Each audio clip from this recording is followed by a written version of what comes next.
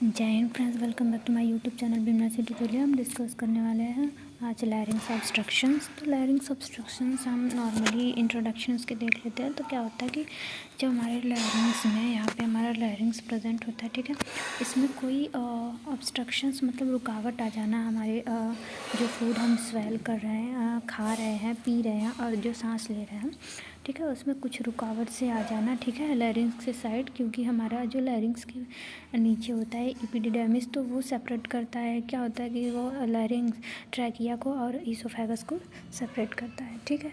तो वहाँ पे उसके ऊपर है ये, तो यहाँ पे रुकावट तो आएगा ही।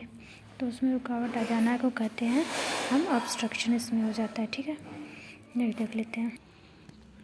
तो नेक्स्ट देख लेते हैं हम इंट्रोडक्शन। तो इंट्रोडक्शंस क्या होता है, जब कोई, जैसे कि हमारा हो गया, हमारा माउथ हो गया, ठीक है, माउथ के नीचे यहाँ प्रेजेंट होता है, ठीक है, माउथ हो गया, यहाँ पे प्रेजेंट हो गया नेज़ल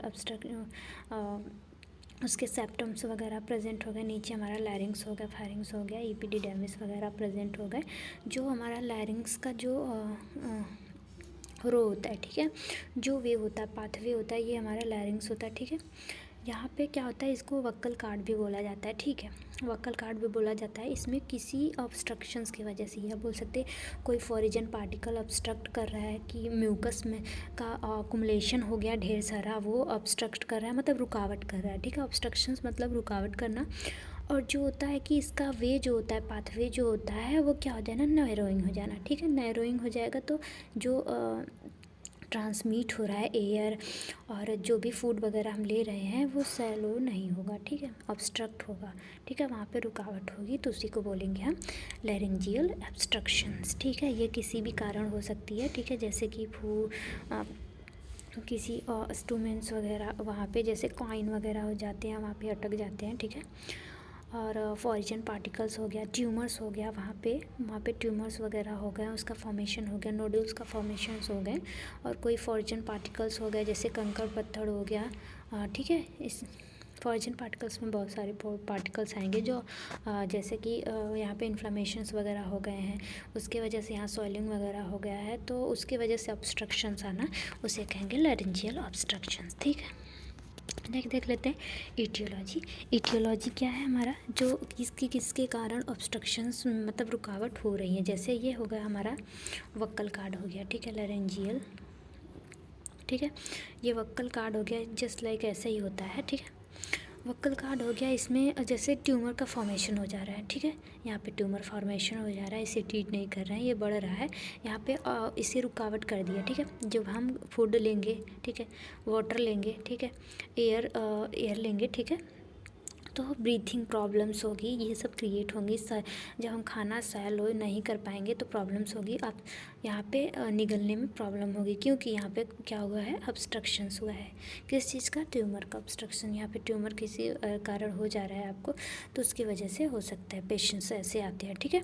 लैरिंजियल इन्फेक्शंस, अगर लैरिंज में क्या हो गया, इन्फेक्शंस हो गया, वहाँ पे इन्फेक्शंस होंगे तो जाहिर सी बात है, इन्फेक्शंस होंगे, इन्फ्लेमेशन होगा, वहाँ पे रेडनेस होगा, ठीक है, सैलोइंग होगा, ठीक है, सॉलो होगा, तो जो होगा कि जो ओपनिंग है वो कमी आएगी, उसमें क्या होगा, सैलोइंग होगा, तो जो पाथवे है उसमें क्या होगा कि नैरोवस मतलब नैरो हो जाएंगे, पतले हो जाएंगे, ठीक है, तो वो ऑब्स्ट्रक्शन कॉज कर सकते हैं, ठीक है। फॉरिजन पार्टिकल्स होगा, जैसे बच्चे लोग होते हैं, कॉइन वगैरह क्या होते हैं, निगल लेते हैं, ठीक है।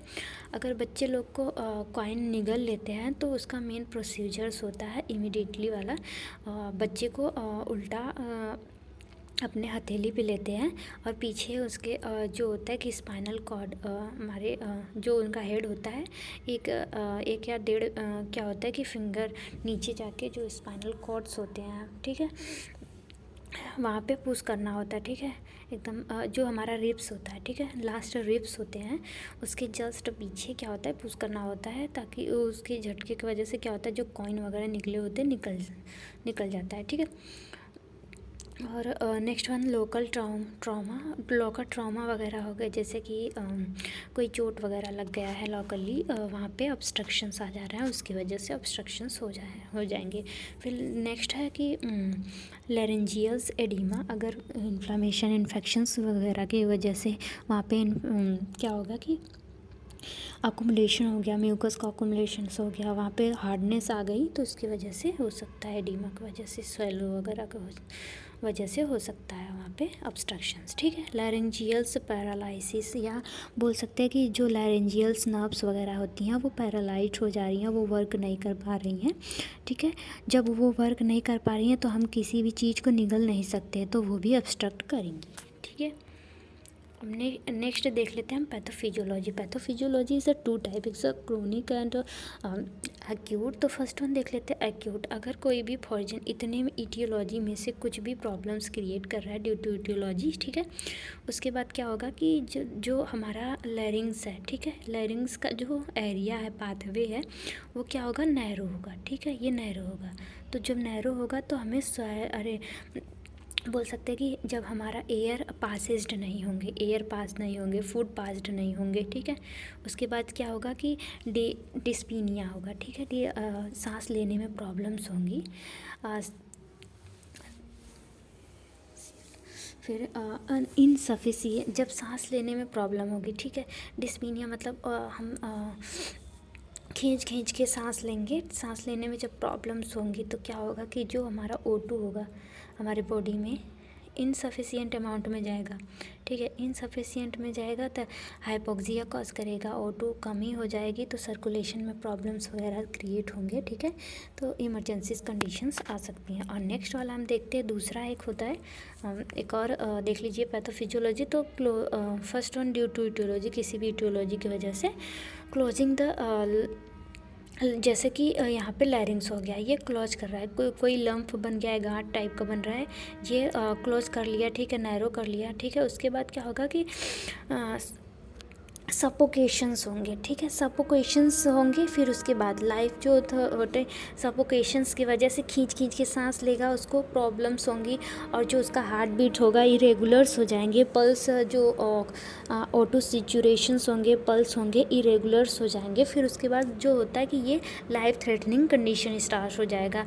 ठीक है, इसके बाद क्या होगा, वो लीड करेगा, डेथ को लीड कर लेगा। ये क्रोनिक कंडीशंस में आते हैं। ठीक है, तो नेक्स्ट देख लेते हैं हम साइन एंड सिम्टम्स क्या क्या शो आउट होंगे। तो जाहिर सी बात है, हमें कोई गले में कुछ अटक जाता है तो क्या होगा कि सफोकेशंस होंगे। ठीक है, और सांस लेने में प्रॉब्लम्स होंगी, सैलो करने में, फूड को सैलो निगलने में प्रॉब्लम्स होंगी, इरिटेशंस होगा, ऐसा लगेगा कि गले में कुछ अटका है अभी तक, वो क्या होगा, परसेप्शन कर पाएंगे उसका। ठीक है, सेंसेशन उसका होगा, डिफ़िकल्टी होगी, प्रॉब्लम्स होंगे थ्रोट में, और जैसे कि कुछ भी हो गया, लम्स वगैरह हो गए। ठीक है, उसकी वजह से थ्रोट में प्रॉब्लम्स जो होगी, सेंसेशंस उसका होगा। ठीक है, फिर हमें बोलने वगैरह में क्या होगा कि डिफ़िकल्टी होगी, क्योंकि वॉइस बॉक्स है, लैरिंग्स में ही हो रहा है। ठीक है, तो एक जो होता है कि ये प्रॉब्लम क्रिएट करेंगी। ठीक है, क्या क्या प्रॉब्लम क्रिएट कर रही हैं, तो फर्स्ट वन हमारा है था इम्पॉर्टेंट, ये सांस लेने में प्रॉब्लम्स करेंगी। ठीक है, ये हमारे रिस्पायरेटरी को इरेगुलर करेंगी, और जो होगा कि वहाँ पे डिस्पीनिया हो जाएगा। ठीक है, हमने बताया, और कॉफिंग वगैरह करने की कोशिश करेंगे, इरिटेशंस होगी वहाँ पे। ठीक है, हम अपने से सोचें तो वहाँ पे जैसे हम कुछ खा रहे हैं या पी रहे हैं तो वो सैलो नहीं होगा। ठीक है, सैलो नहीं होगा, बोलने में प्रॉब्लम्स होगी। अगर हम जो हमारा होता है कि लैरिंजियल नर्व्स हो गए वो डैमेज्ड है, ये भी एक कारण है ऑब्स्ट्रक्शंस का, तो वो डैमेज हो जा रहा है तो हम बोल नहीं पाएंगे, बोलने में प्रॉब्लम्स होंगी।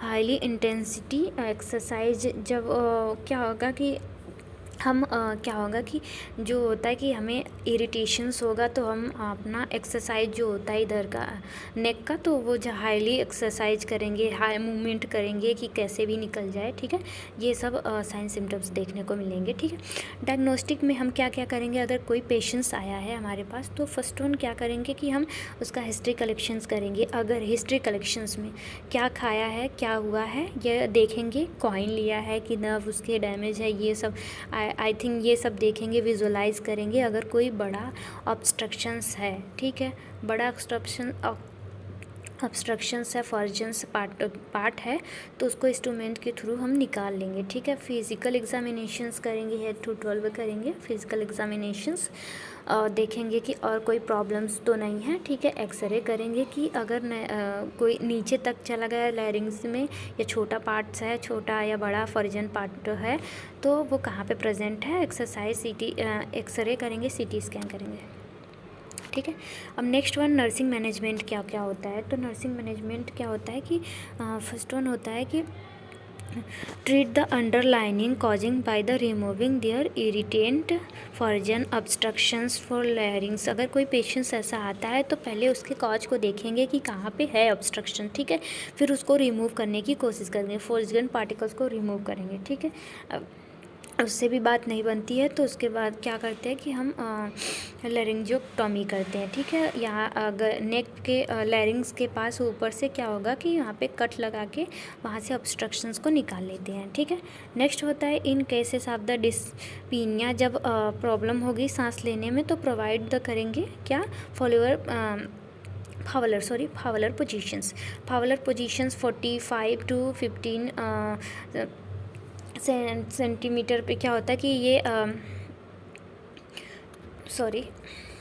डिग्री पे 45 डिग्री पे ये इसको पेशेंट को लेटा देंगे ताकि वो सांस लेने में उसको प्रॉब्लम्स ना हो, ठीक है।